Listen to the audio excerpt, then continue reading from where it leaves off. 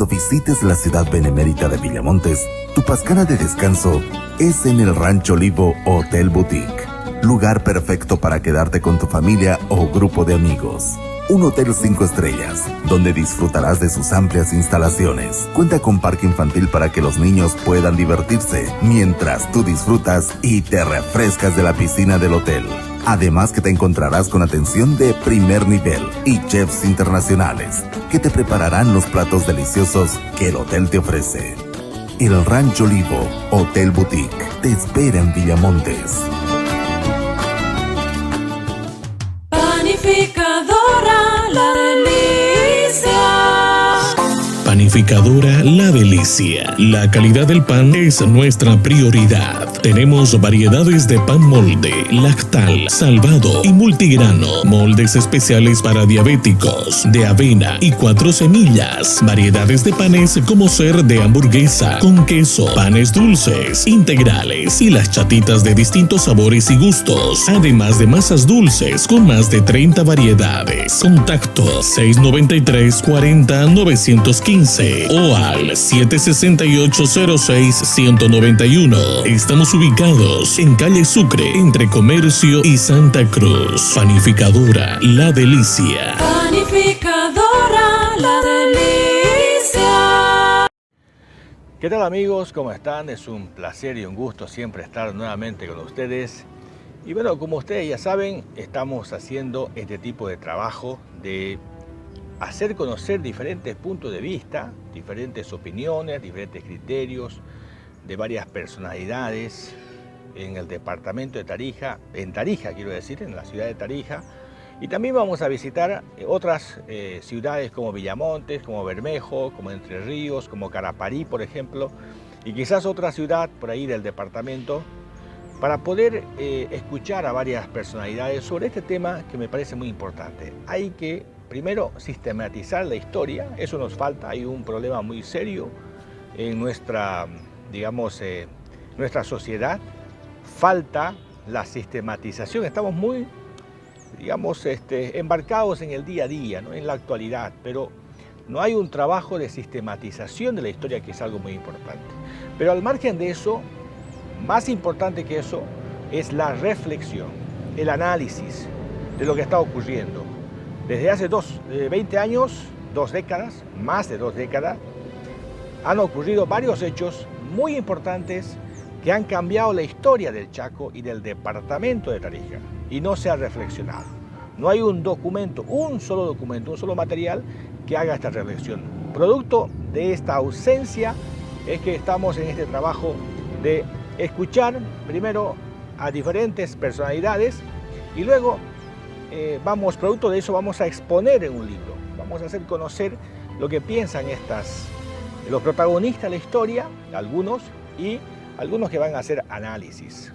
Entonces, El día que se jodió Tarija y el Gran Chaco es un libro, en este caso es una serie en esta ocasión, pero va a terminar en un libro. Y ese libro va a documentar precisamente los últimos sucesos desde hace 20 años, desde el 2000 exactamente.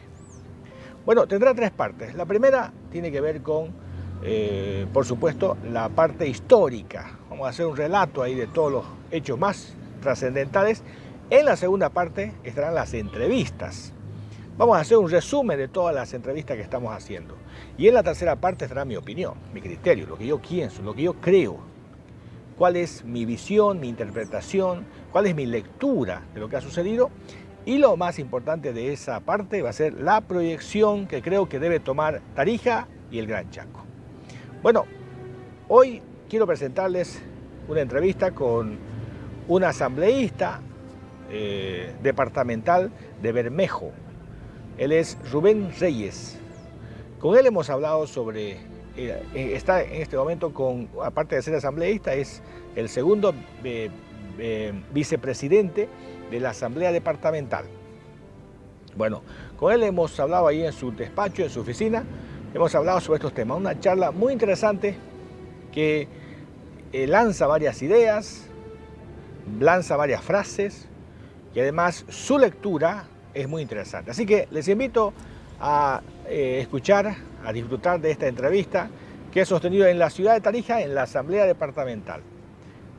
al asambleísta Rubén Reyes de Bermejo. ¿Qué tal, querido asambleísta? ¿Cómo le va? Pues un placer poder conversar contigo. Hace bastante tiempo, ¿no? Eras jovencito la última vez que te vi. Sí. No, parece que los campos petroleros están dividiendo, ¿no? Pero por afuera parece, ¿no? Lo importante es de que reconozcamos la lección que nos dan los campos petroleros. Que afuera están, al parecer, divididos, lejanos, pero por dentro están unidos. tenemos que avanzar, ¿no? Bueno, usted ha sido parte importante de la historia nacional, fue diputado por Bermejo, ¿no es cierto? Y ha tenido que ver ha sido testigo presencial de lo que ha pasado en la historia de nuestro país. La idea de esta charla es un poco hablar acerca primero del contexto nacional y los antecedentes históricos, pero también qué es lo que ha pasado con Tarija, ¿no? O sea, yo creo que nos hemos extraviado, hemos llegado a un punto en que hemos perdido la brújula y nos hemos extraviado. Háblenos un poquito de este tema, retrospectivamente su lectura acerca de la crisis de los partidos tradicionales, la guerra del agua, la guerra del gas, la caída de Gonzalo Sánchez Lozada, el gobierno de Carlos Mesa, luego Eduardo Rodríguez y finalmente Evo Morales.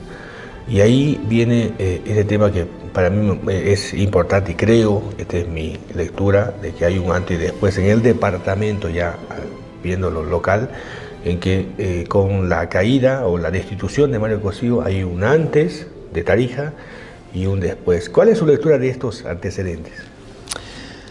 Bueno, es bastante amplio, ¿no?, lo que planteas para abordarlo, pero creo que es importante reflexionar que la conducta de los actores políticos no puede ser la misma hoy que hace 20, 50 o 100 años atrás. Hay una evolución permanente en todos los ámbitos. Hoy no concebimos una vida sin celular, por ejemplo. Claro. Cuando hace 20, 30 años, ni idea de esto. Pero en el ámbito político, creo que uno de los errores de la democracia pactada, que tuvo su importante incidencia altamente positiva para el país en su momento, para superar los problemas hasta cruzar ríos de sangre, en esa metáfora aplicada por los 90,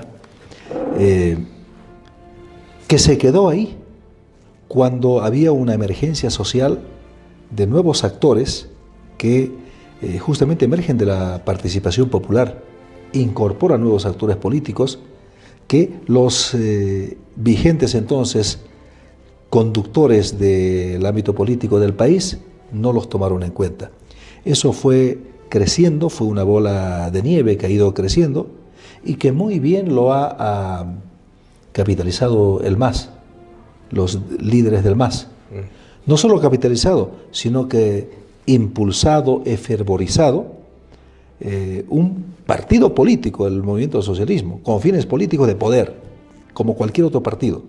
Y lo ha demostrado esa vocación o sed de poder, por decirlo más bonito, sed de poder, ¿no? Pero se dice también de otra forma. Un partido más, pero ellos dijeron, estos partidos tradicionales al pueblo no lo toman en cuenta, entonces los vamos a borrar a los partidos políticos, porque aquí estamos nosotros, que era otro partido más. Así lo está demostrando también con el paso del tiempo, pero borraron de un plumazo y aparece Evo Morales. Pudo haber sido cualquiera, pudo haber sido Pedrito, María, Alberto, Juan, fue Evo, Juan Evo, y viene y toma posesión de ese espacio que no se ha lecturado adecuada y oportunamente.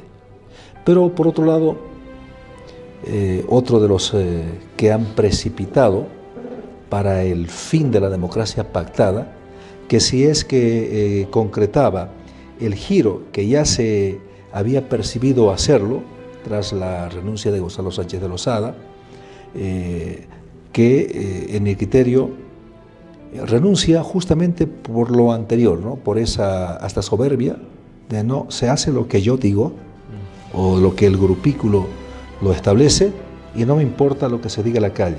Faltó oídos, prestar oídos a lo que en la calle se decía. Pero otro factor que impulsó para la crisis política del año 2005, de junio de 2005, ha sido la actitud de Carlos Mesa, que dijo, bueno, después de mí nadie, si no estoy yo, nadie de esa camada Claro. de dirigentes. ¿Usted era diputado ese día? Sí, era diputado. Me costó vivir una experiencia muy complicada, no solo en octubre negro o rojo. Febrero y octubre. Febrero rojo Y octubre. y octubre negro, o febrero negro, octubre rojo. He vivido todas esas cuestiones, estuve muy de cerca y vi cómo en junio del 2005 en Sucre termina dejando la opción para ser presidente don Ormando Bacadíez, que tenía, se lo discutió, planes Claro. de acción ya en el gobierno, que los ha hecho después el MAS, pero los ha hecho mal. Sí. Entonces ahí se había lecturado y digo, bueno, vamos a tomar estas acciones, vamos a ir en sintonía con el pueblo, etcétera. Pero ahí incidió bastante Carlos Mesa para impulsar. Él tenía, probablemente no lo diga, pero parecía, en política termina siendo lo que parece, importa mucho lo que parece, y lo que parecía es que Carlos Mesa o impulsaba, o por lo menos era muy proclive a que avance todo lo que el MAS Claro. y sus movimientos sociales lo impulsaba, que fue impedir de que asuma Ormando primero, Mario Cosío después, para forzar esa precipitación con la asunción de Carlos Rodríguez Belcé, para que después se recorte el mandato. Y bueno, el MAS tuvo el camino servido, que ya lo vino allanando con todas estas actuaciones ya varios años atrás. Entonces, así llegamos a este tiempo y el país queda fraccionado. Y hábilmente, machaconamente y efectivamente, el MAS ha seguido líneas muy férreas en la actitud política. Yo recuerdo cosas, por ejemplo, que alguna vez lo conversamos en esas reuniones pequeñas de cuando Sánchez de Lozada era presidente. Le planteaban cosas, el equipo le planteaba cosas que no se animó a ponerlas en práctica Sánchez de Lozada. Pero Evo Morales, de presidente, lo hizo sin problema. Entonces, por ahí fue también muy... Incluso el mismo Carlos Mesa, ¿no? Peor todavía, O sea, peor Carlos Mesa. Terminó haciendo lo que él debía haber hecho. Hubo bastante indecisión. Pero ¿qué ha hecho que se descompongan los partidos políticos tan rápido, digamos? Porque es un ciclo muy corto, digamos, ¿no? Desde la recuperación a la democracia y hasta... Bueno, la pero asunción estamos de hablando del Morales. 82, ¿no? De octubre del 82, la recuperación de la democracia. 92, 2002, ha durado 23 años, que no es poco, ¿no? En los ciclos, si tú haces una evaluación de la historia política boliviana, ha tenido ciclos. Y los ciclos más buenos van así de 20 años. Y hay cambios, diferentes circunstancias, diferentes actores, diferentes coyunturas. Pero con la experiencia, porque hay que reconocer que en esta época, de lo que usted llama democracia, está mal ese término de democracia pactada, ¿no? Porque la democracia en sí misma Siempre es debe pacto. ser pactada. Claro, Claro, o no, sea, pero se lo llamó. Sí, se lo llamó. De manera peyorativa, digamos, Sí, ¿no? claro. Porque la democracia es pacto. Claro. O sea, Entendimiento, no hay posibilidad complementación. la otra forma de agarrar una pistola y pegarle un Si tiro. si te anulo a ti que eres actor político, aunque me desagrades, estoy condenado a que la democracia no avance. Sí, exactamente. Tengo que ponerme de acuerdo. Pero usé el término porque así se lo llamó. Sí. Pero esto de los ciclos a los que tengo de referencia, sí, a ver, ponte a pensar más adelante. Digamos, casi cada cuarto de siglo, un poco más, un poco menos, hay cambios, hay cambios. No, pero deberían para ser- adelante, para atrás, Sí, pero pero cambios. deberían ser cambios, digamos, progresivos, ¿no? No cambios así tan aparentemente dramáticos o demasiado diametrales como ha ocurrido, aunque no ha sido cambio, porque lo que simplemente le cambiaron es el barniz, el nombre, la etiqueta y nada más, después sigue siendo el mismo Estado, ¿no? O sea, la Constitución no es una nueva Constitución, es una modificación a la Constitución anterior, nada más. Sí, ¿no? pero digamos, de que cambios hubo, los hubo. Por ejemplo. En la forma de actuar, hace rato decíamos que en política importa mucho lo que parece, aunque finalmente no sea. Pero pareció en su momento que el pueblo tomó el poder. Pero claro, no había sido el pueblo, ¿no? Pero así pareció. Nunca ha sido así, ¿no? Claro, pero digamos, son las apariencias. Y en esa dinámica, el próximo gobierno que quiera ser diametralmente opuesto a estas apariencias, tampoco le va a ir bien. Entonces, y va a ser un cambio gradual, y ahí se van a cumplir los 20 años, ¿cuántos están? 16, ¿no? Pero con este gobierno se van a terminar esos ciclos que en mi percepción vienen ocurriendo. Claro. Y ha de haber No, pero cambios yo necesarios. decía, a ver, voy viendo esto de la democracia pactada, es decir, este periodo. ¿Por qué no hubo la capacidad? ¿A qué se debió la falta de capacidad de regeneración, de reinvención, para seguir el siguiente paso? De parte de, habiendo cuadros realmente muy importantes, ¿no? O sea, por lo menos, no sé, del espacio de vida que uno tiene, hemos visto, comparando con los actuales, hemos visto cuadros políticos muy importantes de la historia boliviana en este periodo, comparado con este. ¿Por qué no hubo esa capacidad? Yo incluso digo que Gonzalo Sánchez Lozada, con menos poder político, ha hecho más reformas profundas que Evo Morales. Así es, ¿no? así es. O sea, Por esos cuadros, por esa proposición, Sí. por esa... Por esa discusión, lo elevado que era la política, claro. ¿no? El Tribunal Constitución, el Defensor del Pueblo, hay varias cosas que se han Participación introducido. popular que hablábamos. O sea, son cambios estructurales del Estado como tal. En cambio, con la nueva Constitución es un barniz simplemente, y le han cambiado el nombre, o sea, todo le han cambiado el nombre. Plurinacional, que parece distinto, pero bueno. Entonces, y que finalmente no hay nada, es algo vacío, digamos. Entonces, ¿por qué no, a qué se debe, haciendo una crítica de hacia atrás, por qué no hubo esa capacidad para reinventarse? Yo creo que, bueno, otra característica que la política boliviana tiene es el caudillismo, que se da desde el municipio, el departamento y el país. Y el que gobierna Es el dueño de todo. es el dueño de todo. Y si alguien quiere levantar la voz, luego te voy a contar algunas anécdotas que son para comentarlas off the record. Y no podías, y aún ahora, es ese caudillismo Se mantiene. que sofoca cualquier planteamiento, cualquier innovación que se quiera dar y que mueva todo el esquema, todo el sistema. Y eso es lo que ha impedido. Los liderazgos de su momento, si se llama liderazgo, quizás no sean liderazgos, pero los llamemos así, por las características del líder, el jefe, que se adecua más, ¿no? El jefe de su tiempo, ocurre hoy, ocurrió hace 10, 15 años atrás, cuando estábamos en estas lides políticas, donde no podías contravenir, donde tenías estabas ahí encasillado y eras un díscolo, y el díscolo no podía lograr nada. Entonces, es parte de las características de nuestro país. Y si no soy yo, después de mí, Claro. el caos. Eso pasó con, bueno, quizás la excepción sea el MNR, ¿no? Pero eso pasó con Jaime Pazamora, con el MIR, pasó con ADN, pasó con No, el pero DFL. en el MNR fue por cuestión ya biológica, Biológica, ¿no? ¿no? No, Pero no, no sé, no pero- porque quiera dar lugar. No, pero no se llevó la tumba al partido, a eso me refiero.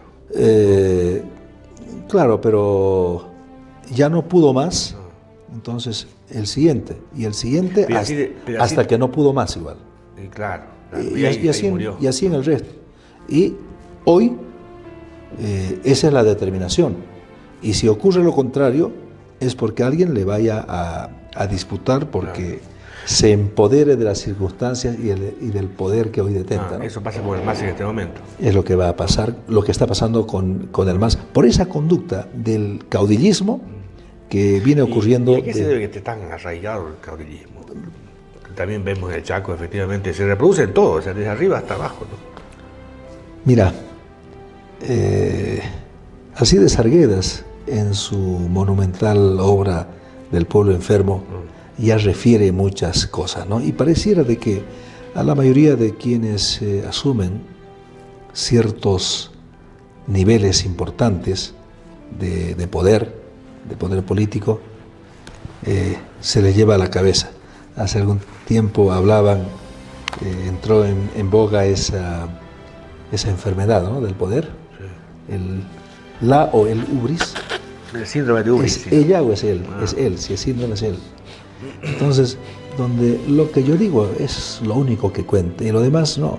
Y si comienzo a incomodarte a tú que manejas el poder, vas a hacer lo necesario para sacarme de esquema. Eso lamentablemente ha venido ocurriendo. ¿Por qué? No quiero terminar diciendo lo que ya lo decía Alcides Arguedas, pero tenemos que pensar en el futuro y lo que yo me digo a mí mismo en este pequeño espacio político en el que me desenvuelvo, si yo no cambio, no cambia nada. Entonces yo no puedo influir, o sea, yo no puedo decidir por ti, suponiendo que tú fueras un actor político. Pero por lo menos decidiré por mí. Yo creo que, pensando, quizás esta sea la causa. En su mayoría, somos líderes, actores políticos, por casualidad. Muy pocos por formación. No sé, pues nos hemos encontrado y de pronto algún accidente social termina encumbrándote como un referente, alcalde, y llegaste y no sabías ni cómo se escribe, con H, sin H, con C o con K o con Q, le metiste nomás. Y claro, estás ahí a los sopetones y te llegó el poder.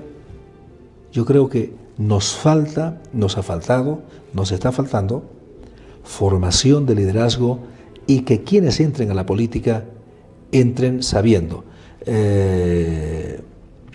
Tú te animarías a manejar un avión para llevar 200 personas. No lo harías. Buen ejemplo, ¿no? Pero muchos se animan a manejar un país con 11, 12 millones, a manejar un pueblo con 100.000, 50.000 habitantes. No saben manejar, pero antes igual ocurría, solo que hace una década atrás se lo dijo. Le meto nomás. Claro. Yo creo que esa es la causa de muchas de estas cosas que hablamos. A ver, ese es un tema interesante. La democracia, o sea, el defecto está en la democracia. Doll dice eso, ¿no? O sea, el defecto de origen, la falla de origen es la democracia. La culpable de todo es la democracia. La democracia te abre puertas. Hay una anécdota muy bonita en Brasil, que un payaso se puso ¿cómo se llama el violinista de aquí? Que tocaba por joder, ¿no? Lucho Aldana. Lucho Aldana. Él dice que se puso de candidato por joder, digamos, ¿no? Y dijo, y su campaña era: yo soy payaso, yo no te voy a robar, por lo menos te voy a hacer reír. Ese era su ¿no? Y parece de payaso, y ganó una diputación. Sí, estoy pensando en una diputada en Italia, la Cicciolina. Sí. Él mostraba sus habilidades histriónicas, ella mostraba otras cosas. Entonces, y él, Titirica se llama este payasito, entonces, y ganó. Y el adversario, que era un tipo político profesional, lo denuncia y dice: no, ¿cómo va a ganar él si no sabe leer y escribir? La Constitución dice que mínimamente un legislador debe saber leer y escribir. Y el tribunal se da cuenta y le dice: no sé leer. Y se armó un problema, un problema legal complicado. ¿Cómo es que lo han aceptado al tipo como candidato si no sabía leer y escribir? Y una condición es que sepa leer y escribir. Entonces, y ahí se arma un debate tremendo, fallos por allá y qué sé yo, discusiones de todo nivel. Y finalmente el tribunal le dio un plazo de 20 días para que él aprenda a leer, ¿no? Y si no, le va a tomar el examen. Y si no aprende, no va a entrar, no le va a dar credencial, ¿no? Bueno, aprendió y fue diputado. Bueno, fue un desastre de diputado, lógicamente, ¿no?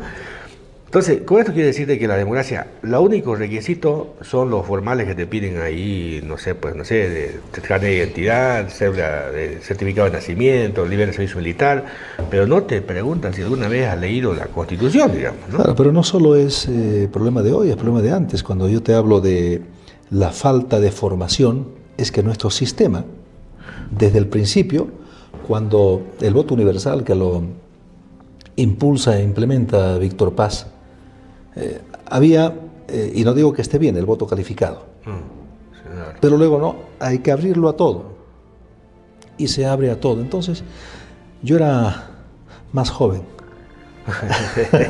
hace décadas atrás en Bermejo, y yo decía en reuniones por ahí, que nuestros concejales en el ambiente en el que estaba, tienen que ser formados, que tienen que aprender a estudiar, etcétera, etcétera. Y claro, me salían de que los derechos constitucionales, que la libertad, que la legitimidad, historia.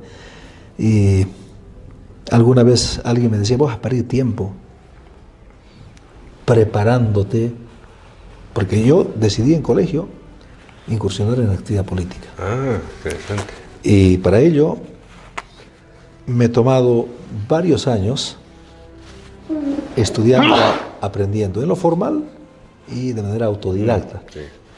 Luego me di cuenta de que eso no servía para nada. Bueno, sirve, la verdad sirve y demasiado, Claro. pero en el formalismo para acceder al cargo, no, porque alguien que muestre su capacidad para hacer chistes, o alguien que muestre como la chicholina, para poner un ejemplo lejano, ¿no? Pero estaba pensando a propósito de eso del presidente de Ucrania. Ah, claro, era un actor. Un actor famoso por una serie, y de pronto ahí está. Y en Bolivia ha ocurrido antes, más estos últimos 15 años, de que si era un buen futbolista, ya pues, sí, alcalde. claro. Que si es y así. Hemos perdido desde la instauración y desarrollo de la democracia este elemento que termina retrasando, y por eso hemos perdido oportunidades importantes en lo histórico, en lo social, en lo económico, en lo político. Pero si revisa bueno, hay un informe de UNIR, está en internet este informe acerca del Parlamento anterior. ¿De la Fundación UNIR o del la fundación, partido la fundación de Óscar Montes? La Fundación UNIR. Entonces, un trabajo de investigación acerca de los diputados y senadores de la Asamblea. 18% más en diputados que en senadores, 18% de los parlamentarios, la gran mayoría del MAS, no saben leer y escribir. Un 26% su lengua materna es una lengua no el español y no domina bien el español. ¿Cómo legislan? Si no saben leer ni escribir y no entienden bien o comprenden bien el español. Y todas las sesiones son en español. Pasa en la Asamblea Legislativa Plurinacional, mucho nombre, ¿no? Pasa en las asambleas legislativas departamentales, sí, en los consejos municipales y en las instancias regionales también, por esta misma situación de meterle no más. Menos mal que no se eligen médicos cirujanos, ¿no? Ay, sáqueme el corazón. Pero, ¿cómo se resolvería ese tema? Bueno, es decir, las puertas están abiertas a cualquiera. Un borrachito de la esquina que sea carismático, haga buen chiste, qué sé yo. En Yacuiba hemos hecho un estudio, porque alguien estaba preocupado, un cliente estaba preocupado, ¿por qué ganó él? Si yo tenía que ganar. Y yo era el candidato adecuado. ¿Por qué ganó él? ¿No? José Cañas, en la anterior elección. En el centro, yo le decía, le mostraba al cliente, decía, mira, el centro ha votado por el señor. Tú deberías haber ganado todo esto, ¿no? ¿Por qué ganó? Entonces hemos hecho grupos focales y sabes que la mayoría de la gente, ¿por qué votó? Porque bailaba chistoso. ¿Bailaba chistoso? Sí, tenía un baile de serrucho que movía la nalga y hacía reír a la gente, y la gente votó por eso. O sea que las nalgas En Italia y en Ecuador. Tienen poder. Tienen. La gente del centro, no está hablando del campo, de la periferia, gente del centro. Supuestamente la clase media ahí. Claro, estamos pensando en el candidato, ¿no? Y que eso lo corregimos tal vez modificando la legislación desde la Constitución. Pero ahí va a haber un alboroto y medio. Pero vuelvo a pensar en Alcides Arguedas y el título de su monumental obra. ¿Será que por eso en el centro de ese pueblo del que hablas ocurrió lo que ocurrió? La verdad que en el ámbito electoral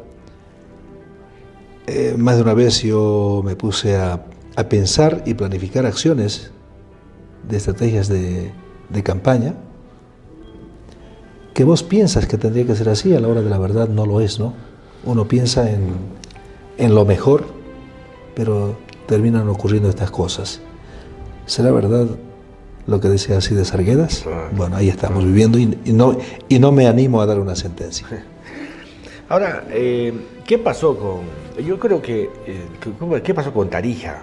Y obviamente la repercusión con el Chaco, que aparentemente nos hemos extraviado. Usted coincide conmigo en el sentido de que con el gobierno de Mario Cosío como gobernador, digo, el prefecto electo, ahí se le hizo un quiebre a la Constitución, ¿no es cierto? Pero finalmente, o sea, la formalidad, o sea, el pueblo eligió y la formalidad fue que el presidente... Para cumplir la Constitución. Sí, entonces, pero fue electo. Luego vino los gobernadores ya, según la nueva Constitución, electos por voto popular de forma directa.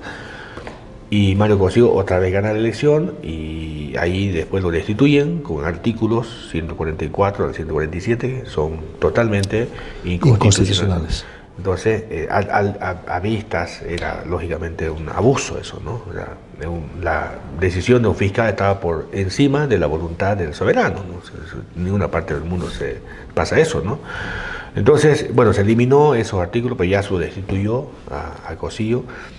Y en el primer gobierno de Cosío había una especie de intención, digamos, ¿no? Aunque yo no conozco todavía un documento sistematizado, una intención de darle norte al departamento. Hasta ahí había mesas de concertación, había congresos donde se discutía, se reunían las provincias, los comités cívicos, las entidades, y discutían más o menos para darle cierto norte al departamento.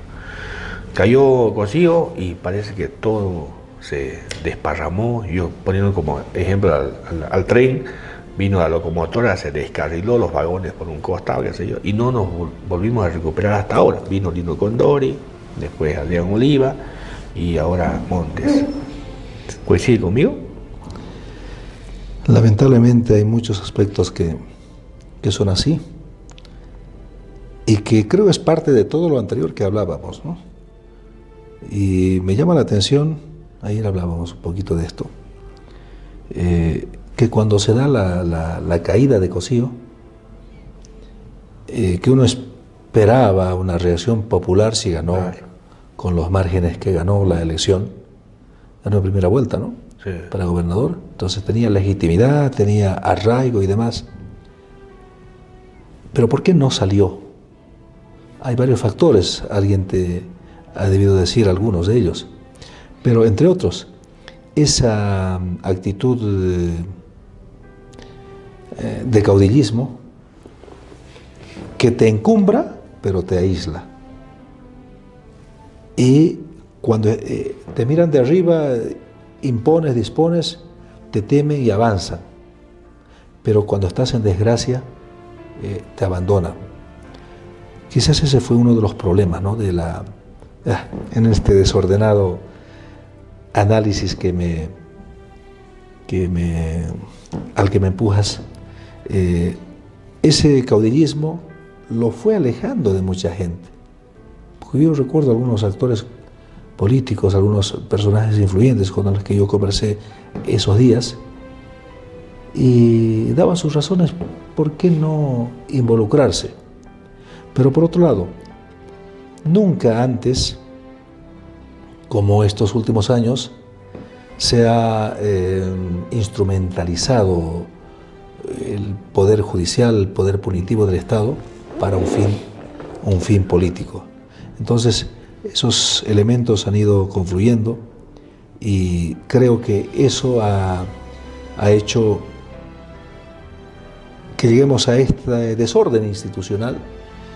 Pero por otro lado, cuando tú hablas, estoy recordando esas mesas de concertación y demás, que si bien había participación deliberativa, pero hay muchas decisiones que se las han tomado y no precisamente porque era lo más adecuado, sino también con una intencionalidad política. Llegar a una asamblea de 30 asambleístas, que en nuestro criterio no es lo mejor que pudo haber ocurrido. Pero ¿por qué se llegó? La elección y cómo se constituyen los ejecutivos seccionales de desarrollo. ¿Por qué? Por el cálculo político, para dar tranquilidad aquí y allá. Entonces, también había no precisamente una finalidad suprema de cuál era lo mejor, sino ciertas concesiones para consolidar el poder. Y muchos pensaron en su momento que aquí entramos y no nos saca nadie. Pero no, el poder es tan volátil. Ya la escritura sagrada invariable dice: el que esté firme, mire que no caiga. Alguien que se creyó firme, en octubre, un noviembre se fue. Y así muchos otros, ¿no? Ahora, esta clase, digamos, de simulación, usted más o menos interpretando lo que usted quiere decir, simulación que había de concertación, no era real, o sea, era una simulación solamente. No digo que no era real, pero que todo eso iba también direccionado en base a una intencionalidad ya establecida, porque de lo contrario, si se imponía la racionalidad, no tendría que haber ocurrido lo que ocurrió, y que fue también la causal para el desbarajuste, ¿no? Esos poderes diseminados en el departamento que iban en contra del mismo postulado de Mario Cosío, presidente del Comité Cívico. Me acuerdo bien, él hablaba de la balcanización, de la atomización, de separarlo todo en el departamento, y que terminó afectándonos cuando se evaluaba lo que hizo Codetar. Él en sus eufóricos años lo planteaba y lo cuestionaba, cómo la plata, lo que hubo, que parecía mucho pero que fue poco en comparación a lo que vino después, claro, no se lo ha utilizado porque se han hecho cositas por aquí, por allá. Pero en lo político, con los ejecutivos seccionales de desarrollo, subgobernadores después, ocurrió de que por ahí se fue la plata para malgastarlo, para hacer tantas cosas, balcanizar y atomizar la decisión política, el manejo económico, y se nos fue la oportunidad de oro que tuvimos con la millonaria el millonario flujo de recursos que tuvo el departamento.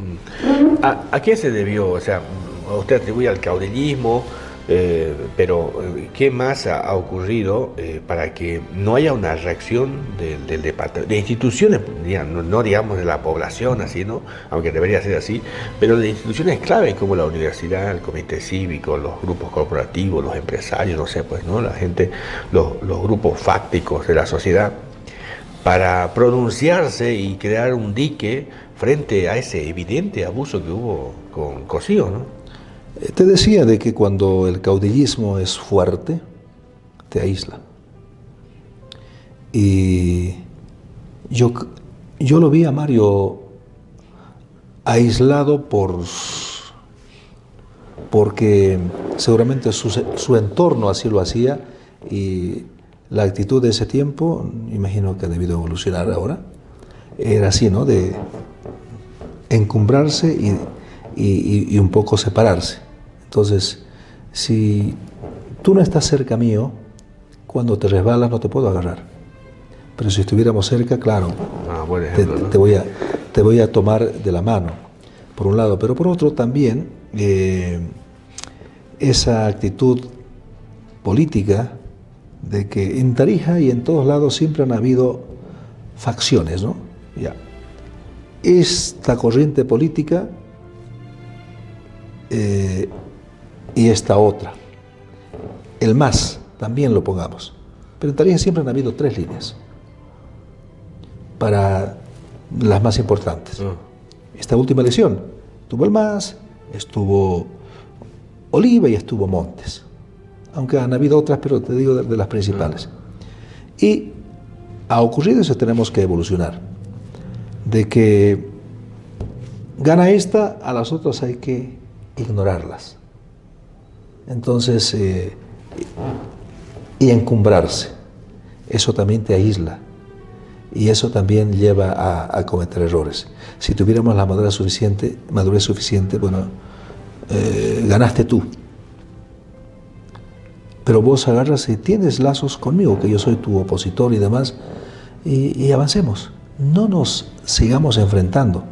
Pero ha ocurrido en Tarija, está ocurriendo y estamos empeñados en que, por lo menos, pensar en que vas a hacer una alianza hoy en Tarija o en los tiempos de Cocío, hacer una alianza con el MAS parece imposible.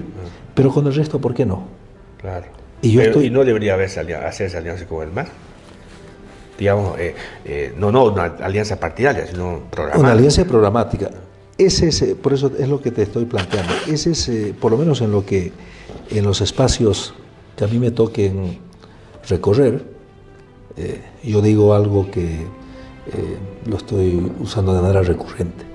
Ya hemos dedicado mucho tiempo y recursos y esfuerzos en construir muros que nos separan. Construyamos puentes que nos acerquen, que nos vinculen, que nos integren. Con las características que corresponda, eso tendremos que hacerlo con el MAS. Claro. ¿Cuánto mayor esfuerzo habría que poner con el resto que no son del MAS? Claro, hoy me dirán, qué barbaridad, pero la democracia, lo dijiste hace rato, la democracia es pacto, es entendimiento, es la capacidad que tengas de poder encontrar elementos comunes aún con el contrario. La política es eso, ¿no? Si no, vamos a la guerra, pues. Claro, la política, dice que la política apareció, Carneiro, uno de los tratadistas críticos del Estado, porque él cree que yo también creo, y obviamente usted lamentablemente está dentro de esto, que el Estado es un grupo de bandidos, ¿no? Porque nació el Estado como un grupo de bandidos. Entonces Carneiro dice, la política apareció cuando 2 personas tenían 2 intereses contrapuestos. La solución era que uno agarre una pistola y le pegue un tiro al otro. Con eso resuelto el problema, ¿no? La otra era sentarse a negociar. Y la política es la conciliación de intereses, ¿no? Hablando de muros... No, pero dejas algo que es importante señalar, otros aspectos. Carneiro decía que la política es de bandidos. No, el Estado, no la política. Perdón, el Estado y quienes manejan el Estado. Claro, quienes manejan el Estado son los actores políticos. Mucha gente dice, no, el político es corrupto, es ladrón, es mañudo, etc. Yo digo de que, y ahí vienen los elementos cualitativos que tendríamos que tomar en cuenta para ingresar a la actividad política. La falta de formación, de capacitación, de vocación, de idoneidad. Tú no puedes ser buen taxista si no sos buen hombre. Primero. Porque al primero que entre, le vas a quitar la cartera. Tú no puedes ser zapatero, porque cuando yo vaya y deje mis zapatos, te vas a ir a otro lado. Primero, Huáscar Cajías lo decía, pues, para ser periodista. Un buen hombre primero, buena persona. Y la buena persona, el buen hombre, la buena mujer, si es médico, si es abogado, si es lo que fuera, va a hacerlo bien. Entonces, yo creo que es el estado lamentable en el cual se encuentra la sociedad. Y vuelvo a señalarte lo que te dije. Yo no puedo decidir por ti, pero yo me empeñaré en ser buena persona, para después, en la labor como abogado, que es mi profesión, o como periodista, que lo ejercía hasta antes de estar en estas líderes políticas, o como asambleísta o lo que fuere, tengo que ser yo. Y yo me empeñé y quiero empeñarme en ser buena persona primero. Entonces, ahí podríamos cortar y cambiar, pero me dirás, estás arando en el desierto. Me acuerdo a Miguel Ángel Cornejo, esa historia que contaba de tirar estrellas en el mar. Sí, ¿Recuerdas? sí, claro. Bueno, Parecía en vano, ¿no? por lo menos Ah. esa estrellita que yo tire y que recupere la vida, Claro. habrá valido. No, la hay pena. una fábula de Esopo, justamente hablando de lo que dice Cornejo, que un colibrí, había un incendio grande en la selva y todo el mundo corriendo, los leones y los jaguares saliendo, escapando del fuego. Y había un colibrí que iba al lago, tomaba en su pico una gota de agua y tiraba y le decía, pero qué pelotudo que sos, le dice el león, ¿cómo vas a decir? Si vos crees que con una gotita vas a apagar semejante incendio, por lo menos estoy haciendo yo mi parte, ¿no? Correcto. Entonces, hablando digamos, de Cajías, Cajías fue periodista, pero esa frase, me gustó mucho lo que te dijo, de que antes hay que ser buena persona, ¿no? Esa frase que dijo que escuchó de Estrella Cajías es frase de Kapuscinski, un gran periodista, bueno, uno de los periodistas top que nosotros tenemos, digamos, ¿no? Como referencia. Kapuscinski dice, no puede ser un buen periodista una mala persona. Claro, eso en sus enseñanzas Cajías lo renombra, pero ya lo decía Salomón, no hay nada nuevo bajo el sol. Claro, ¿no? sí, claro. Hablando de Muro, asambleísta, ¿no cree que antes era más fácil llegar a un acuerdo,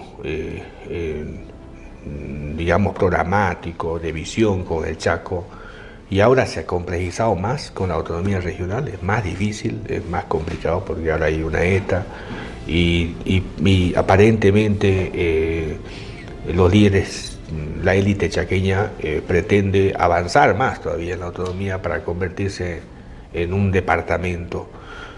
Con esta clase de configuración actual, que en este momento se hace más complicada, a mi juicio, que antes, ¿cómo ve el futuro del departamento? Complicado, con actitudes de esa naturaleza que han ido a reavivar esas brasas que no fueron del todo apagadas de lo ocurrido en los años 90 y principios del 2000. De esa confrontación, en política eso es normal, ¿no? Crear el enemigo si no lo tienes. Y si lo tienes, exacerbar la confrontación. Y eso termina siendo negocio para algunos políticos. Mira, tú eres chaqueño, ¿no? Bien chaqueño. Bien chaqueño. Te falta el sombrero, el grito. Pero hemos conversado muchísimas veces y de manera muy proactiva, productiva. Yo tengo familia en el Chaco, Sí. tengo muchos amigos y voy y jamás he tenido un problema. Y reniegan de muchas cosas de esta confrontación, pero han habido una camada de representantes, dirigentes, líderes, como quieras llamarles, que han soplado las cenizas para que, bueno, primero han encendido el fuego, ¿no? Para decir, la culpa de todos los males lo tiene Tarija. Entonces, ellos eran los salvadores. Y les sirvió políticamente. ¿Se han resuelto o no el problema del Chaco? Eso usted lo sabe. Yo no lo veo. Y luego ahora, ante la falta de horizonte probablemente, hay que recurrir a la fórmula anterior, pues, soplar las cenizas y para ver el distanciamiento. Y hay esta gente que antes eran bermejeños, ahora están de representantes del Chaco, buscando incendiarlo todo. El Chaco tenía una oportunidad histórica. No sé si lo aprovecharon o no, pero no se nota. Ustedes están ahí y lo dirán. Pero yo creo de que va creciendo un malestar por el injusto manejo de los recursos departamentales. Y eso en algún momento tenemos que discutirlo, para que si estamos en un departamento, yo sé, la actitud es buscar mayor tensionamiento y decir nos vamos a otro departamento, a crear un 10º departamento, que fue exactamente el discurso de los años 90. ¿Resuelve eso el problema? Discutirán, definirán, pero creo que hace falta, para no entrar en detalles que nos puedan conflictuar, hace falta de que discutamos con serenidad, con profundidad, todos los temas vinculados al desarrollo departamental. Y eso pasa necesariamente con discutir sobre los recursos, discutir sobre el origen y destino de los recursos. Eso nos va a complejizar aún más. Pero si no lo hacemos, no vamos a lograr nada. No vamos a lograr ningún entendimiento si es que no entramos a fondo a discutir, sin apasionamiento, sin poses discursivas, sin actitudes demagógicas, que mucho de ello vengo escuchando este último tiempo. Pero, a ver, la pregunta iba orientada a... lo que usted dice es cierto, es decir, hay una especie de intención de soplar las brasas, como usted dice, para que frente a este fracaso que hubo de la gran bonanza de recursos económicos, porque el departamento recibió 6.000 millones de dólares por concepto de regalías y IDH, y el Chaco le corresponde casi 3.000 millones de dólares, es mucho dinero, ¿no? El plan Bohan ha costado 88 millones de dólares, 1942. Cambiado a esta fecha es 1.460 millones de dólares. Casi se tuvo el doble. Dos Bohan nosotros, y ahí está el Chaco, ¿no? O sea, en la miseria. Y el plan Bohan tuvo resultados. Claro, el 85% de la población del Chaco está en la pobreza. Moderada, miseria, pero está en la pobreza, ¿no? Solo el 15% ha resuelto sus problemas. O sea, esa es la realidad. Sin embargo, yo noto... ¿Quién manejaba esos recursos? Claro, o sea, la región, obviamente sí, pero sin embargo, frente a eso, al Ejecutivo Regional lo veo muy activo en avivar ese fuego, digamos, ¿no? En el sentido del 10º departamento, Tarija. Y han retomado el discurso de que el culpable de todo esto es Tarija, otra vez, ¿no? Y la élite, o sea, yo creo como libertario minarquista, creo que la sociedad funciona de forma piramidal, ¿no? No creo que la sociedad es historicista como creen los marxistas.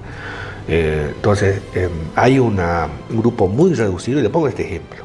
No sé, con Tarija habría que hacer el cálculo, pero en el Chaco, y Yacuiba, que conozco bien, Yacuiba tiene 110.000 habitantes según la proyección del INE de 2022. 110.000 habitantes. ¿Quiénes son los que tienen el 80 o 90% del poder político? En Yacuiba son 20 personas. O sea, la vértice superior. ¿Quiénes son? Los electos, ¿no? Estamos ahí los concejales, senadores, diputados, alcaldes, ejecutivos, asambleístas, todo eso. Y algunos otros que están ocultos y que actúan a través de ellos. Ah, bueno, eso, claro, puede ser. Pero los que tienen el poder real, digamos, ¿no? Son ellos. O formal. ¿Lo usa o no lo usa? O formal, por lo menos. Claro, todos son ellos. Entonces, y lo demás, la masa, no decide. Yo puedo decir o hacer cualquier cosa, pero eso no repercute como lo hace un concejal, como lo hace un alcalde, ¿no? Entonces, así funciona la sociedad. Entonces, los que deciden... Y capaz que sean los que principales beneficios se acumulan, ¿no? Por otro lado, también, obviamente, pero los que deciden son estos, ¿no? No la masa, no la abajo. Los esenciales, quizás, que yo llamo esenciales, ¿no? Para buscar el nombre de la pirámide, los esenciales que son las clases medias, los intelectuales, los periodistas, qué sé yo. Tienen cierto nivel de influencia, pero los que toman decisión final son los que están arriba. Estos no piensan, ¿no? Esta gran masa aquí simplemente sigue nada más. Entonces, se hace más complicado. Pues así como usted va y charla con gente de a pie, como se dice, entonces quizás tengan otro criterio, pero ellos no deciden nada, ¿no? Volvemos al origen, ¿no?, de la conversación, de los problemas del caudillismo, de la falta de idoneidad, para acceder a un cargo, y cuando estás ahí, entonces había un señor que ya se fue a la eternidad, un dirigente cañero en Bermejo, como decía, de que cuando que el conflicto, que la pelea, que la etcétera, es el... Lo decía muy mal, pero lo decía para Bermejo, no se aplica en el Chaco. Decía de que es el arma de las bestias, digamos. La pelea es el arma de las bestias. Bueno, eso era en Bermejo, ¿no? Pero a mí me enseñaron, una persona, me cuesta pensar que tenga que ser así, de que cuando yo no tenga razón, tengo que ir y tirarte la bronca. Entonces ahí voy a asustarte y por ahí te convenzo, por miedo. Entonces, hay muchos que andan tirando la bronca, provocando. No sé si es porque no tienen razón o tienen un plan establecido, pero si queremos resolver en este tiempo, en estas circunstancias, es, como dijimos al comenzar, conversando racionalmente, responsablemente, respetuosamente. Eso nos va a construir. De lo contrario, con bravuconadas, como que ha ocurrido desde allá para este lado, de algunos, y más de alguno, alguno no es, ¿no? Ya, pero ¿me entiendes? Así no va, y probablemente, seguramente con lo que dices, no representa el pensamiento y el sentimiento, pero es lo que hacen y allá nadie lo dice nada. Aquí por lo menos espero de que alguien tendrá que, cuando sea el momento de conversar, sin entrar en similares epítetos y actitudes confrontacionales, pero hay que decir lo que hay que decir, ¿no? Pero, ¿quién toma esa iniciativa? O sea, de diálogo, de concertación. ¿Quién tiene la capacidad o quién tiene la autoridad, no sé cuál sea el término correcto, quién tiene la posibilidad de, cuando digo autoridad me refiero que le hagan caso, ¿no? Porque uno puede tener autoridad, pero puede ser que el otro no le tome en cuenta, digamos, ¿no? ¿Quién tiene esa capacidad para poder convocar, digamos, a un gran diálogo departamental y discutamos, le encontremos un norte a la iglesia, a la universidad, el gobernador, la asamblea, el comité cívico? ¿Quién debería ser? Bueno, yo creo que todos tendrían que serlo, ¿no? Tendríamos que entrar en esta labor y me parece interesante estos espacios de discusión, que muy poco se los tiene. Pretendemos que la asamblea sea el espacio deliberativo por excelencia, donde toquemos estas cosas.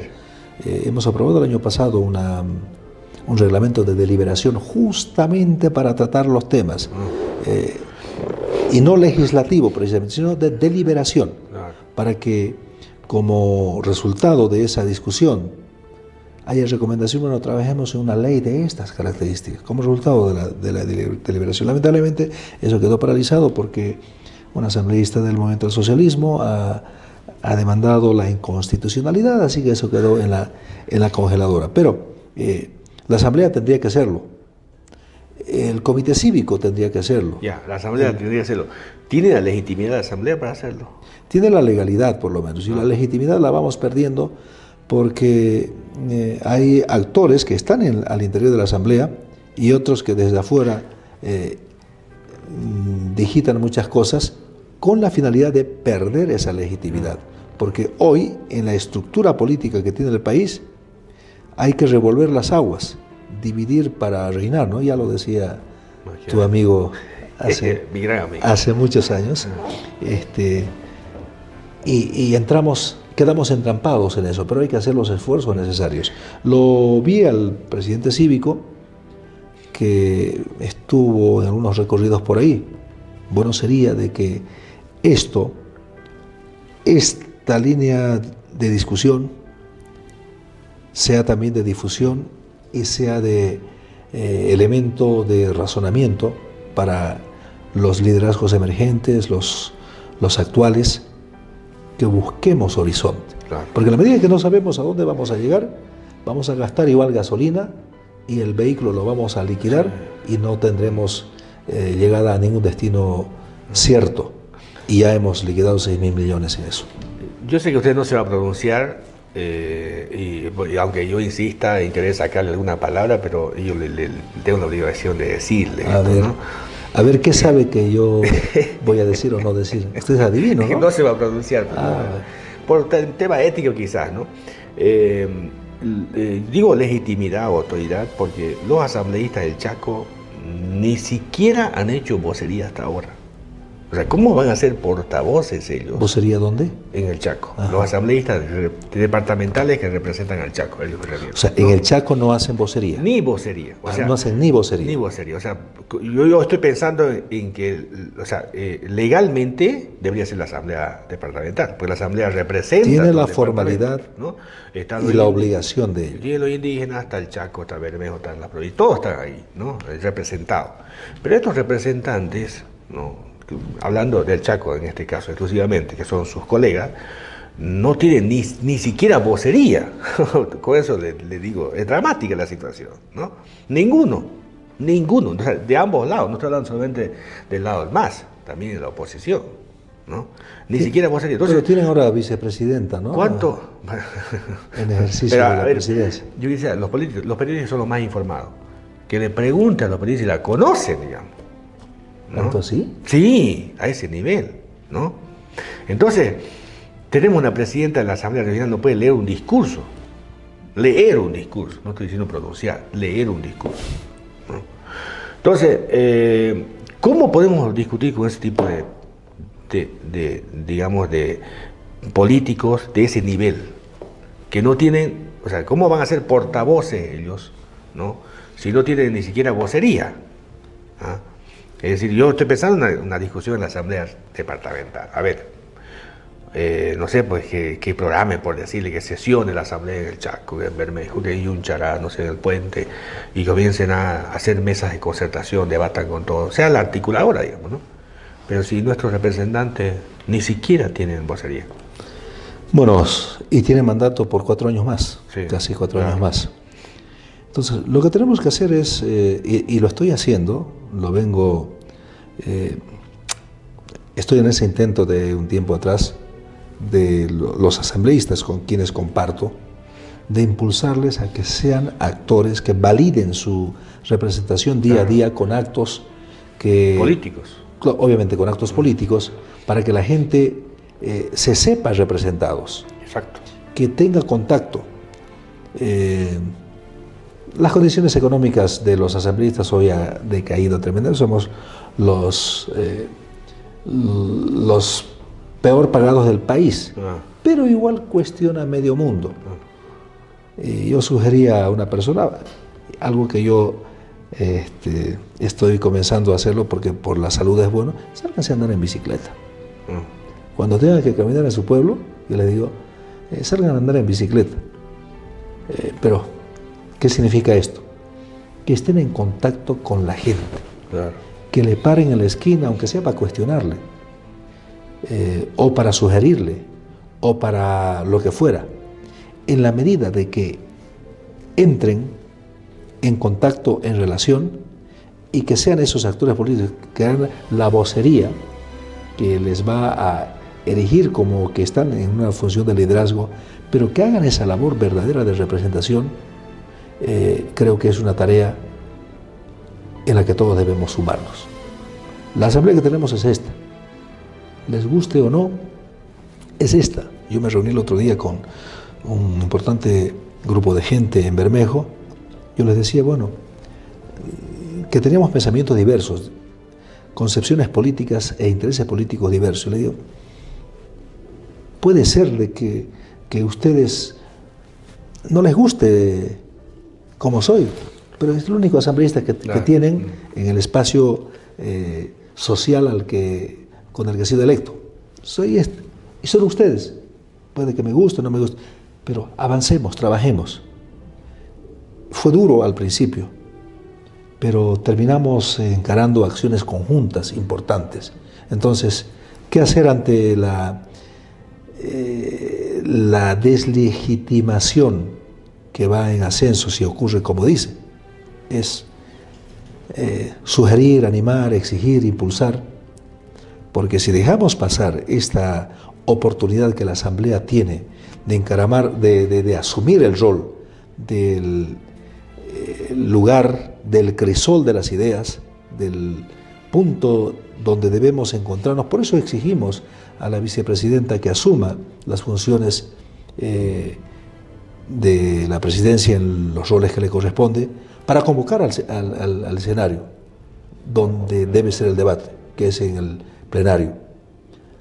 Y justamente hay intención, yo creo, de dispersar todo aquello para que vamos a discutir en los medios, en las plazas, ahí, y eso no resuelve nada.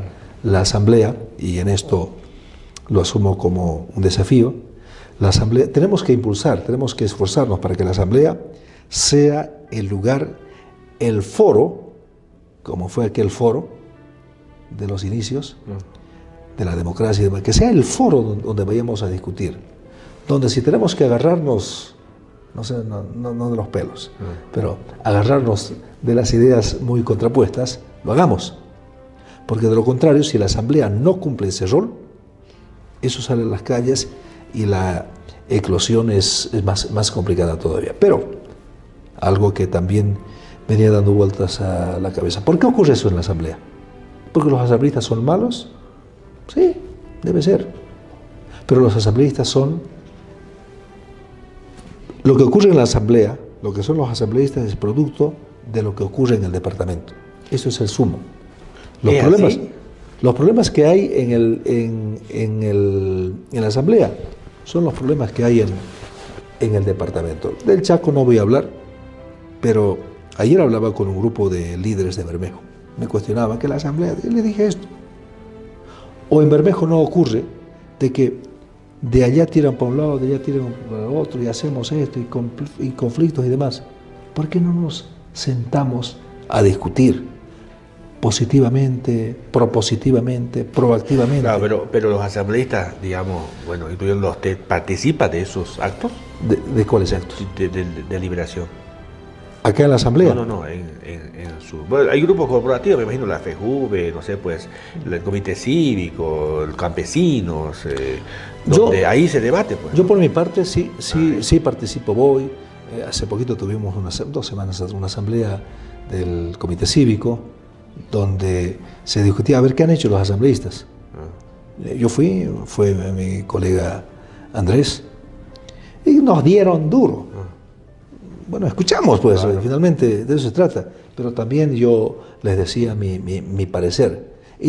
Y hay en otros lugares, ayer tuvimos una reunión importante con la dirigencia campesina, y tenemos que estar ahí. Eso, ahora, ahí se convierte usted en una correa de transmisión, pues, ¿no? Usted recibe, o sea, o desapareces también.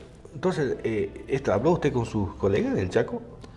Hemos hablado muchas cosas, estamos en proceso de impulsar, en la medida de que cualifique cada quien su nivel de representatividad, imagino que el resultado ha de ser mejor para la gestión final. Claro. En ningún de este periodo, en todos los actos que yo he participado, el Comité Cívico, los campesinos, y a veces los políticos inclusive, que se transmite por Facebook, a veces esas discusiones que se hacen, a veces un poco medio partido, a veces del MAS, también de la oposición, no los he visto. O sea, no estuvieron presentes. Están en Illacuiba, pero no participan de esa. Bueno, yo no puedo emitir un criterio de algo que no conozco, y más aún estuve aprendiendo y empeñado en ello, sigo, de decir lo mejor de las demás personas, o lo contrario, callarme, ¿no? Pero yo creo... Perdón. Hablando de lo ideal, ¿no debería ser así? No, lo ideal debe ser... digamos, yo soy del MAS. Bueno, si voy con los masistas me van a aplaudir, ¿no es cierto?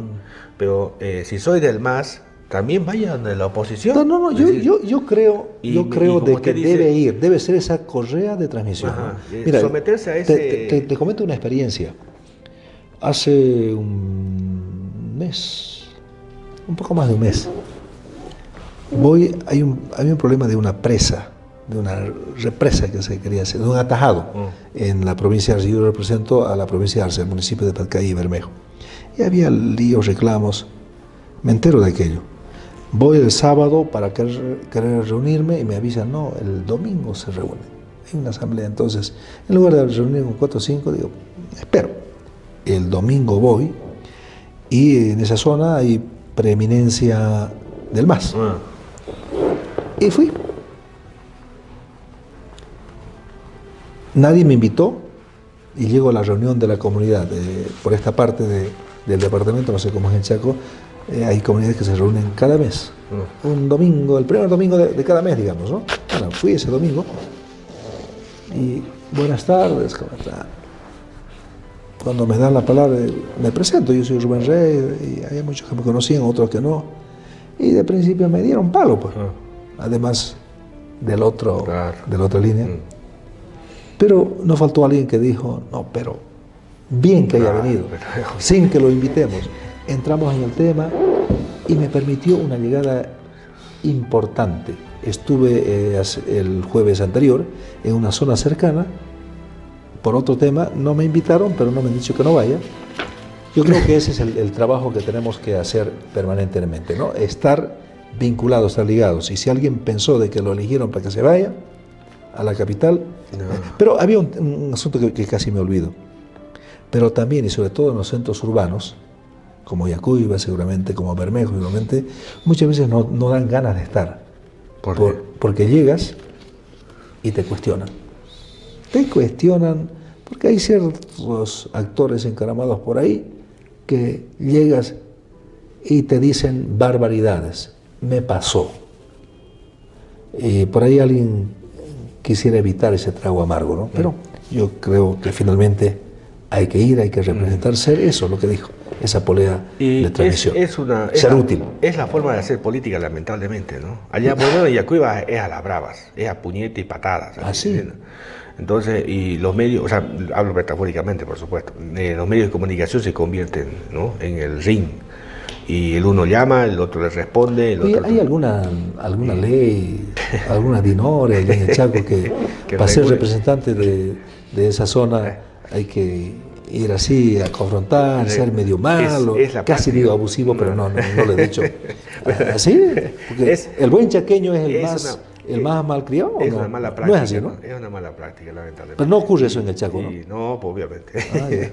Ahora, finalmente, asambleísta, el tema de los... antes de entrar a esta partecita, quisiera conocer su opinión sobre el tema. Yo creo que también a Tarija le falta liderazgo, ¿no? O sea, no por echarle flores, porque puede decir, porque me van a escuchar decir varias veces, va a decir, este es fan de Mario Cosío. Pero cuando Mario Cosío estaba de gobernador y prefecto, jugábamos en las ligas mayores. Es decir, estábamos en la problemática nacional, digamos, ¿no? Pero cayó Cosío y Tarija desapareció del escenario nacional. Entonces, y Tarija perdió liderazgo, la presencia del liderazgo nacional, y perdió liderazgo en el Chaco, o digo, en el departamento, por lo menos en el tema del Chaco. Cuando estaba Mario de gobernador o de prefecto, llegaba y se notaba por la presencia de él, digamos, que llegaba a la Yacuiba y todo el mundo hablaba bien o mal, que había manifestaciones, pero generaba, ¿no? Pero son coyunturas, ¿no? Entonces, llegaba el gobernador, Lino Condori creo que solamente fue a los actos festivos alguna vez, nada más, ¿no? Nada más. Pero llegaba Adrián Oliva, nadie se daba cuenta que él llegaba. Claro, son coyunturas que han ido cambiando en el tiempo, que se han ido restringiendo por una acción hasta persecutoria del gobierno. Porque el líder ejerce liderazgo con poder político o sin él. No necesita ser gobernador para tener liderazgo. Claro, exacto. ¿Qué ha hecho el movimiento del socialismo? Al que levantaba la cabeza, estaba con un palo, ¿no? Al levantar la cabeza, es el palo, ¿qué le vas a llamar? Fiscalía, un bate de béisbol, ¿no? Fiscalía, jueces. Al levantar la cabeza, un garrotazo. Cuando Mario Cosío levantaba la cabeza e iba por aquí, por allá, todavía el bate estaba en construcción, ya lo estaban construyendo, y levantó cabeza. Lo hacía Oscar Montes como alcalde, tenía presencia en el país, donde iba se notaba. Cuando iba a las provincias, aunque no tenía poder político en la provincia, pero igualmente se notaba. Fueron construyendo el bate y hasta Mario Cosío se fue. Porque si se quedaba para pelearla aquí, claro, yo no estoy en sus zapatos. De haber estado capaz que hubiese hecho lo mismo o peor, pero no sé. Pero el tema es que no los han dejado y alguien intenta hoy igual. Entonces eso ha ido ocurriendo y somos o víctimas o somos, hacemos, me estoy acordando de un término de Orlando Bacadíes, el seguidismo a la coyuntura y a las circunstancias. Sí. Pero no somos,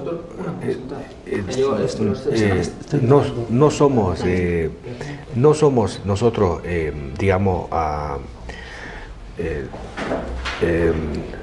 sea, no hay una contradicción en esto, ya que usted habla de esto de la huida, hablando de dos huidas, ¿no? Uno, la huida de Cosío y la huida de Evo Morales. Evo Morales, todos los actos donde iba, patria o muerte, patria o muerte. O sea, ese eslogan significaba o estamos con la patria o morimos, estamos dispuestos a dar la vida, digamos, ¿no? Y yo así entendía. Pero cuando vino la crisis, el primer cuetazo salió llorando del país, ¿no? Y Mario Cosío, cuando en su última conferencia de prensa, él dice: yo voy a dar mi vida por este departamento, ¿no? Está mi fuerza, mi cuerpo, podrán, qué sé yo, no van a pasar por este departamento. Y se produjo la renuncia y escapó. O sea, no es lo mismo. ¿Renuncia? O digo, la destitución de la Asamblea, y escapó. Y se fue al Paraguay. ¿No es lo mismo? Estar en los zapatos de cada quien, pero el discurso hay que estarlo, ¿no? Los que pasan a la historia bien encumbrados son los que han de tener consecuencia en lo que pensaron, en lo que dijeron y lo que hicieron. A ver si cuando la historia tenga que juzgarme, dirán: él dijo una cosa e hizo otra. O dirán: no, Rubén fue consecuente. Pero será la historia quien se pronuncie sobre ti, sobre mí, sobre cada uno de nosotros. Pero yo no soy la historia. Pero la historia es, usted sabe bien que la historia es muy manipulable, ¿no? Es muy subjetiva. Depende de quién la cuente, ¿no? Bueno, pero y la cuenta, Foucault dice eso, ¿no? Explica muy bien eso, ¿no? La historia, ¿quién la cuenta? El poder. Y el poder que va con la historia que le conviene, ¿no? Él crea los villanos, crea los héroes. Entonces la historia no es una cuestión etérea, imparcial, digamos. Claro, ¿no? Pero usted está refiriéndose a hechos. Claro, este hecho... ¿Y lo que yo diga va a cambiar el hecho?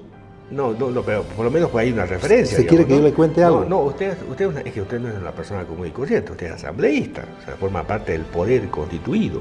Entonces, su palabra es sumamente importante. Lo que haya pasado con Mario Cosío, lo que haya pasado con Evo Morales, depende cómo el poder cree el relato y imponga ese relato, punto, ¿no? Lo de Daza, por ejemplo, todo el mundo nos decía que Daza prefirió bailar antes de recibir el mensaje de que los chilenos han invadido. Eso no es cierto. Es un panfleto, no hemos creído un plan, y el panfleto tuvo tanto poder en ese momento que se impuso, ¿no? Y ha pasado generaciones y creemos que justamente esa es la verdad, y eso no es verdad, eso no es cierto. Entonces, y así hay varios mitos que se han creado, producto de, como dice Foucault, yo le creo a pie juntilla lo que él dice, ¿no? La verdad la construye el poder. El poder es el que define qué es verdad y qué es mentira. Entonces, en este tema, digamos, bueno, si no se quiere asumir una posición, no hay problema, pero yo creo que hay una similitud en eso. O sea, el tema de que se dice una cosa y se termina haciendo todo lo contrario, ¿no? Evo Morales dijo patria o muerte y salió huyendo. Y muchos le hacen, yo no estoy de acuerdo de que, nunca estuve de acuerdo, estar de acuerdo en la muerte, ¿no? Le hacen recuerdo o le hacen comparación con Allende, por ejemplo, ¿no? Entonces, que él prefirió pegarse un tiro antes de ser, digamos, victimado por Pinochet o por las Fuerzas Armadas que se han rebelado. Mira, yo creo de que haría mucho bien que personajes muy importantes que ha tenido Tarija, sin duda alguna que en el repaso histórico que hagamos hoy o mañana, ha de estar Mario Cosío. Sí, claro que sí. Pero yo quiero reiterar y enfatizar, le haría mucho bien al departamento que gente con ideas preclaras, como lo ha demostrado más de una vez, te hacía referencia de esas intervenciones que hacía como presidente cívico, él era joven, muy jovencito. Le harían mucho bien al departamento que esté, que aporte, ¿no? Pero hay que estar. Y por el momento no hemos tenido esa suerte del departamento de aprovechar sus conocimientos, sus experiencias, la valía de lo que pueda hacer y decir, ojalá lo pudiéramos tener. Él se fue al Paraguay y dejó el departamento. Hay algunos, no me acuerdo quién que dijo, creo que Oscar Eid fue el que dijo que de la cárcel salen presidentes, ¿no? En el sentido de que no hay que tenerle miedo a la cárcel. Es decir, y varios presidentes, varias personas se convirtieron en presidentes justamente yendo a la cárcel, ¿no? ¿Cuál Mandela? Está uno, por ejemplo, ¿no? Claro. Y ese camino, ese libro que, bueno, él lo relata, pero otro lo escribe, ¿no? Pero es un libro, creo que el que él ha reconocido como su autobiografía, porque hay varios libros, Gerardo, El camino hacia la libertad. Ese libro menciona acerca de sus 25 años de cómo cambió la cárcel, cómo le cambió la cárcel, cómo salió otro hombre de la cárcel. O sea, tú estás sugiriendo de que Mario Cosío debió haber ido a la cárcel. Sí, sí. Yo creo que debe haberse quedado y hubiera ofrecido sus manos con la manilla, que no sé, o sea, yo pienso eso, para ser coherente con lo que dijo minutos antes de que desaparezca el departamento. Y lo mismo Evo Morales. Yo ni digo ni quisiera que un amigo vaya a la cárcel, ¿no? Pero lo que digo es de que a Tarija le haría mucho bien su concurso real y efectivo, con lo que sabe, con lo que puede, con la visión que la verdad fue muy preclara en su momento y que hoy no tenemos la suerte de contarla a plenitud. Yo le pongo el ejemplo de Leopoldo Fernández. ¿Qué imagen tiene usted de Leopoldo Fernández? ¿Ah? Ahí está. Este tipo nunca lloró, nunca se quejó y aguantó hasta el final. ¿Y cómo quedó? ¿Y cómo va a pasar la historia del hombre este? Claro, pero son aspectos intrínsecos en los que hay que estar en los zapatos de cada uno de ellos, ¿no? Ahora, que Mario Cosío, digamos, se va, asume el Lino Condori y muchos cuestionan de que Cosío no haya renunciado. Porque si hubiera renunciado, otra sería la historia.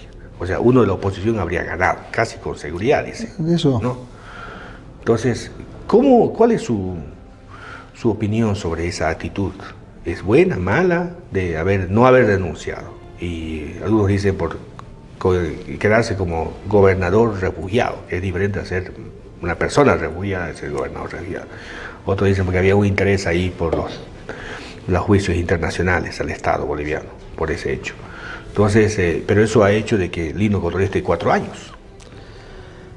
Yo creo de que se pensó más en los aspectos internos que en los aspectos departamentales, por decirlo más cómodo, ¿no?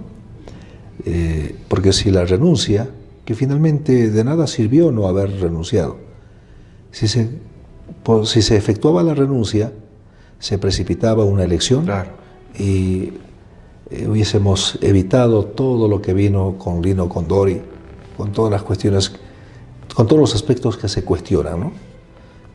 Pero bueno, esa fue una decisión, un derecho intrínseco de Mario Cosío que decidió él no renunciar. ¿Qué hacemos? Casi digo si mi abuelita no se hubiese muerto, ¿no? Estaría viva. Yo hablo con varios líderes de oposición y todas las cargas, las tintas, las tiran hacia el MAS. Sin embargo, después de Lino Condori viene Adrián Oliva y la oposición retomó otra vez el control de la gobernación. Y la oposición no ha mostrado hasta el momento nada de luces. No sé si estoy exagerando, ¿no? Sigue, yo recuerdo que aquí Álvaro García Linera en un acto, creo que aniversario de Tarija, dijo, y en Chaco también dijo eso lo mismo, dijo que Tarija no tiene sueños. Y yo coincido con él, sigue Tarija sin sueños, sin futuro, sin norte, tomando en cuenta que la oposición retomó otra vez el control de la gobernación. ¿Qué ha pasado con la oposición? Claro, la oposición, los de esta banda y de la otra, Tarija en su conjunto, no tiene un norte. No sé qué norte tendrá el Chaco, Tampoco. pero yo no lo veo. Bermejo, por eso digo el departamento. Y ese es el desafío hoy. Hemos planteado, nos ha sido difícil, no lo estamos logrando aún, y vamos a insistir en generarle a Bermejo un norte a propósito de los 100 años que cumple el 24 de agosto. ¿A dónde queremos llevar en este centenario? ¿Hacia dónde Bermejo? Y la falta de norte ha hecho que los 6.000 millones de regalías que el departamento tuvo, vamos por aquí, por allá, gastamos la gasolina en darnos vueltas por aquí sin lograr un objetivo de desarrollo fundamental para cada municipio, para cada provincia, para el departamento en su conjunto. Y eso le pasó a Oliva. Hoy tenemos que trabajar en ello. Y por otro lado, los que en Tarija son opositores al gobierno departamental se empeñan en impedir que avance, en ponerle palo a la rueda. Y esa visión miope, obstruccionista, es lo que nos viene complicando. Porque hace rato decías, si bien no vamos a hacer acuerdos políticos con el MAS, tenemos que hacer acuerdos programáticos, que lo hemos planteado. Yo me he reunido con la máxima representación política en su momento después de las elecciones de la segunda vuelta de abril, fue, ¿no? Sí. Sí. Yo he conversado para plantear, veamos forma.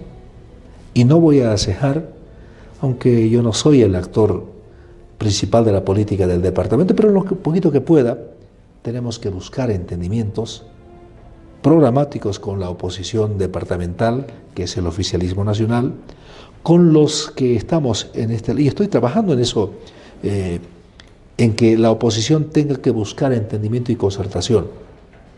Espero hablar con Adrián Oliva más temprano que tarde. Es decir, a ver, ¿cómo enfocamos esto? Porque la democracia es eso.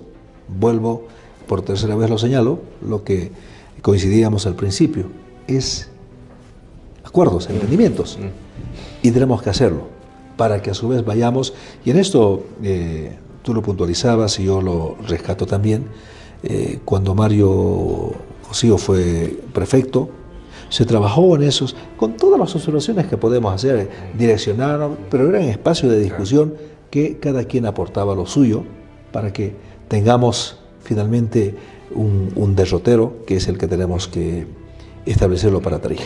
Finalmente, asambleísta, ¿qué debe hacer el departamento de aquí en adelante? ¿Qué acciones se deben tomar?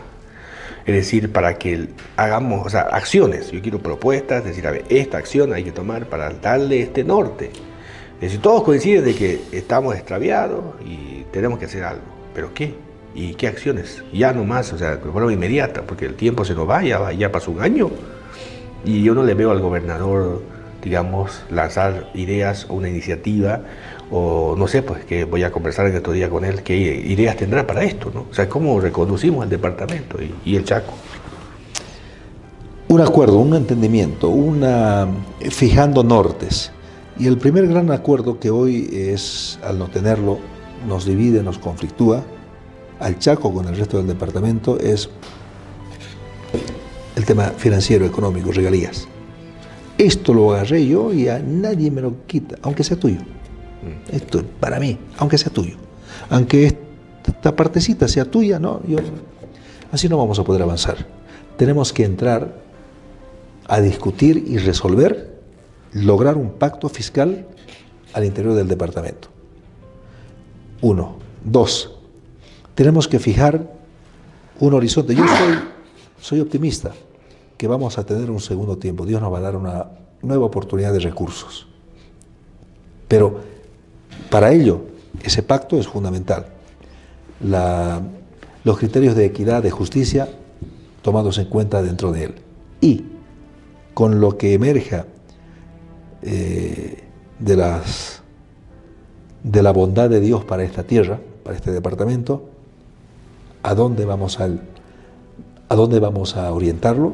Para que no se vuelva a ser Chauchita otra vez, fábrica de nuevos ricos, para que los asambleístas, si eso llega cuando estamos nosotros, para que los concejales efectúen de manera real y tangible su labor de fiscalización. Porque si los 6.000 millones se han difuminado sin resultados, sin cambiar el destino, como fue en Santa Cruz en los 70, ¿no? Con menos plata, fue porque hubo irresponsabilidad en el manejo financiero, pero fue porque hubo irresponsabilidad en la fiscalización de quienes tenían que hacer, donde cada uno se empeñó en sacar su tajadita política y también, en algunos casos, seguramente financiera, económica, y no importa qué pase.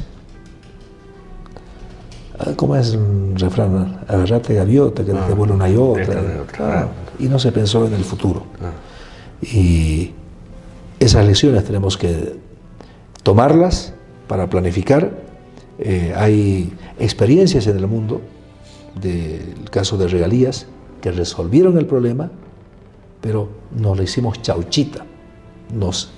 Digo nos para no ser, aunque yo no tuve nada que ver, estuve fuera de la política, yo me recluí en mis actividades particulares porque yo soy creyente firme de que una persona no debe vivir de la política. La política debe ser un acto de servicio.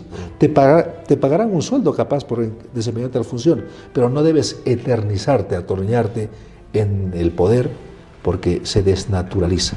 Yo cumplí un tiempo y luego me recluí 16 años lejos de la actividad política y el pueblo de Bermejo, de Patcaya, y Dios han permitido de que esté aquí. Entonces haré lo que tenga que hacer, el tiempo que tenga que hacer, luego volver a mis actividades, a mi profesión, a mi actividad particular, porque una persona, insisto, reitero, no debe vivir de la política.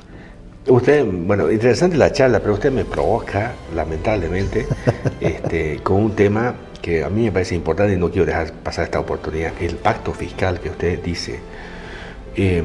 A ver, le pongo este ejemplo de lo que yo creo, lo que yo pienso, ¿no? ¿Por qué ha fracasado el MAS en su proyecto? Porque para mí es un rotundo fracaso esto del proceso de cambio. Las cifras lo dicen. No ha cambiado prácticamente nada la matriz económica ni la vida de la gente, ¿no? Estamos quizás peor revisados los datos de la informalidad, por ejemplo, con los gobiernos, ellos llaman neoliberales, que está mal dicho eso, los gobiernos tradicionales, el 60% de la población de la PEA, la población económicamente activa, estaba en la informalidad. Ahora es el 84%. O sea, en lugar de avanzar hemos retrocedido. O sea, gente que está a su suerte, digamos, ¿no? La gente que está en la informalidad está librada, bueno, a la mano de Dios, ¿no? Entonces, por la improvisación, ese ¿no? es por la falta de planificación fundamentalmente y por el caudillismo. Claro, pero hay un elemento que para mí es nodal. Cuando yo estaba en el comité cívico, la Fundación Cáritas me ha invitado a un evento en Sucre. En ese tiempo todavía, estamos hablando de 2002 más o menos, en un evento en Sucre donde habían varios expositores, el MAS todavía no estaba en el gobierno, y ahí hemos participado en la charla, y una que me llamó la atención, porque había varios temas, desde el punto de vista filosófico, indigenista, de Estado, pero era un tema que tocó Carlos Villegas, representaba al CIDES UNSA de la Universidad de Mayor de San Andrés. Y él dijo, creyendo de que todos los que estaban ahí eran pro MAS o pro del lado de la izquierda, digamos, ¿no? Porque habló de mucha confianza. Y la disputa en este momento es el siguiente, como dijo René Zabaleta Mercado, la lucha abierta, frontal, cuerpo a cuerpo, es por el excedente. ¿Quién administra el excedente? Es la palabra que se me quedó, ¿no? ¿Quién maneja la plata? Exactamente. ¿Quién administra el excedente? ¿La oligarquía o nosotros que somos el pueblo? Este es el debate. En otras palabras, él decía, viene mucho dinero, viene mucha plata. O la administran ellos o la administramos nosotros. O sea, todo se resumía, toda esa pelea, la lucha entre los movimientos se resumía en quién manejaba la plata. En el Chaco pasó lo mismo. Y usted me acaba de decir en este momento... Bueno, y hoy la disputa es la misma. ¿Quién maneja la plata? La plata y el poder. El mejor pedazo de la torta, ¿no? ¿Y cree que ese es el camino? Claro, el tema es de que esa va a ser la lucha del poder, es esa. Pero ¿por qué ha ocurrido? Usted pregunta. Yo le decía, por la improvisación, falta de planificación y el caudillismo. La improvisación de que yo llegue a la máxima instancia de poder sin estar debidamente, que yo agarre el avión sin saber manejarlo, entonces lo voy a llevar por donde sea y me dice, para la derecha, para la izquierda, la planificación, porque no tenía, como no sé manejarlo, tampoco tengo un plan de vuelo, y si me lo hicieron, no lo sé interpretar. Pero además, el caudillismo, donde yo soy el que mando, en el municipio, en el departamento, en el país, yo hago lo que me da la gana.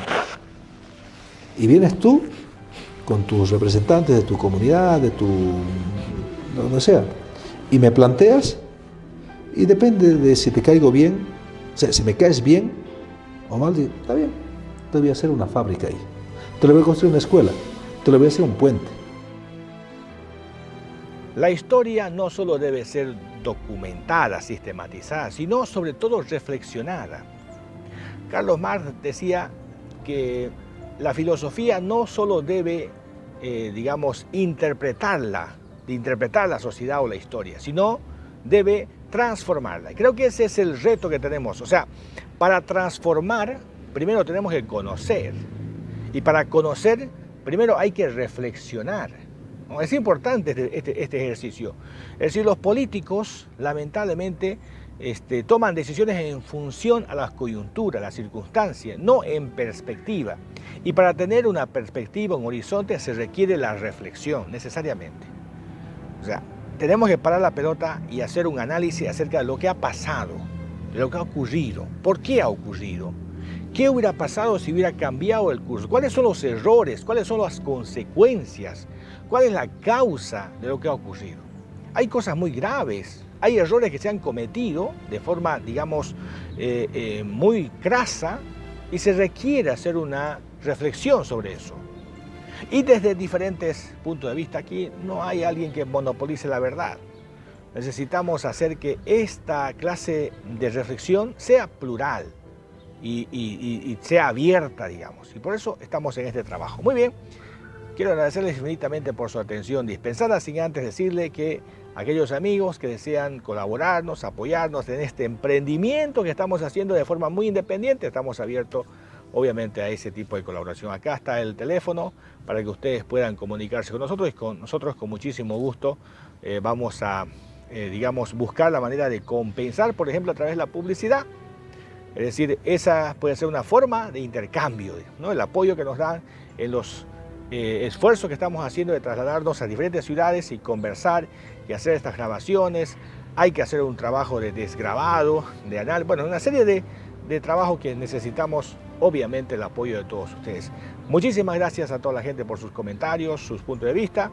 Estamos conversando con muchísima gente. Mi conclusión, mi opinión va a estar en el libro. Por lo tanto, no voy a hacer ningún comentario de lo que dijo Rubén Reyes en esta interesante entrevista en la ciudad de Tarija. Muchas gracias. Hasta la próxima entrega.